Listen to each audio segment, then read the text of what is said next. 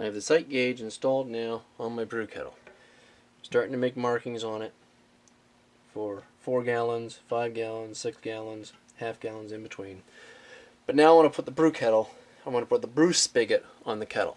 And I'm going to put it pretty next to the sight gauge so I can have all the controls on the same side. So first thing we got to do is we got to lay this thing down flat, and then we're going to use our step bit drill, which is this guy right here.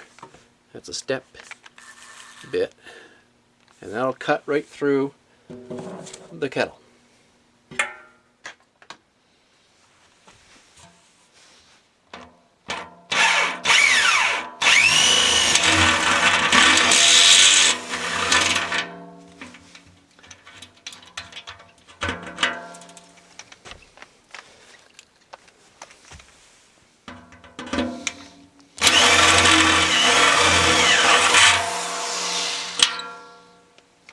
Don't think that's big enough, but let's find out.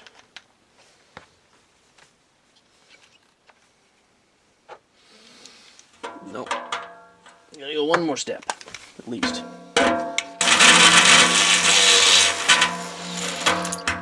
Alright. I don't know why it's being so difficult today.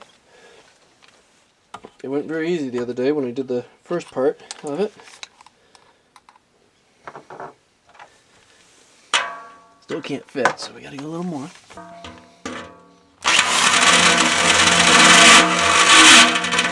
There we go. Last punch. There. That'll fit right in.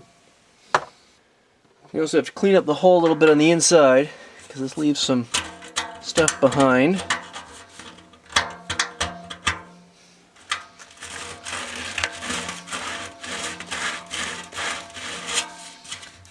Sandpaper, same thing from the inside.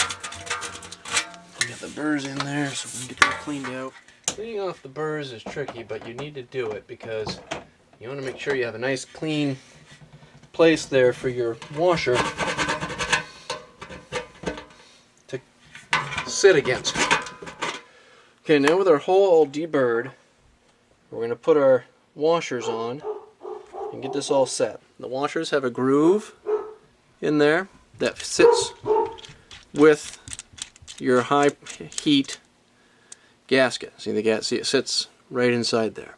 So that goes on this side, on the outside here,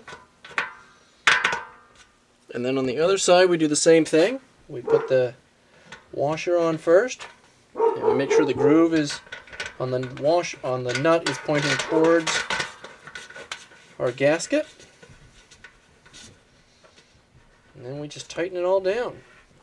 As tight as we can tighten it.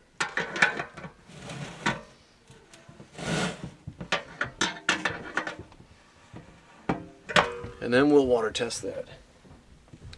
So now to attach the spigot to it, we wrap our Teflon tape around the threads here, making sure that it goes the right way for threading.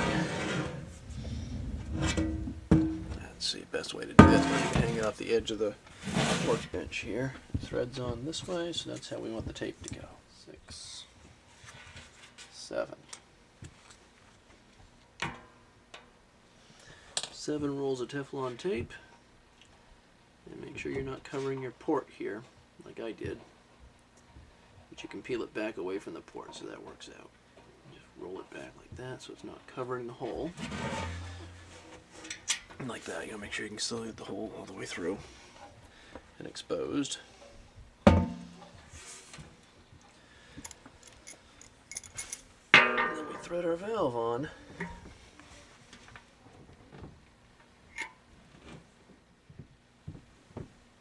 There we go.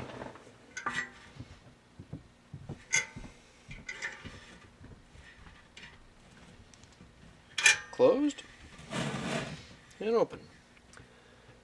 That is all that you really need to do to put your spigot in. Aside from, of course, we need to water test it. That's how you get the valve in. Thank you for watching this video. I hope you found it helpful and useful. If you did, please leave a like. That'd be very much appreciated.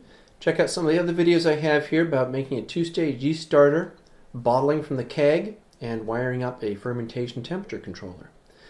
Thanks again, and happy brewing, everybody.